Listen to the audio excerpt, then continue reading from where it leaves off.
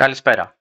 Σε αυτό το βίντεο θα δούμε πώς δημιουργούμε ένα τιμολόγιο πώλησης και πώς το στέλνουμε στη MyData με τον τύπο 1.1. Ο τύπος παραστατικού 1.1 τιμολόγιο πώλησης αφορά χρεωστικά παραστατικά πωλήσεων και εκδίδεται προς πελάτες του εσωτερικού. Από το κεντρικό μενού επιλέγουμε πωλήσεις και χρεωστικά. Στη συνέχεια, νέα καταχώρηση. Εισάγουμε τον πελάτη. Και από το πεδίο τύπος επιλέγουμε τιμολόγιο πώλησης. Στο πεδίο τύπος ΑΑΔ επιλέγουμε 1.1 τιμολόγιο πώλησης.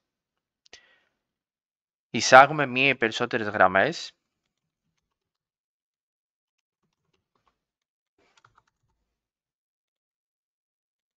Επιλέγουμε μονάδα μέτρησης. Εισάγουμε φόρο. Και σε κάθε γραμμή επιλέγουμε τη σωστή κατηγορία MyData, όπως και το σωστό τύπο MyData. Τέλος, πατάμε Δημιουργία. Στη συνέχεια έκδοση και άμεση αποστολή MyData.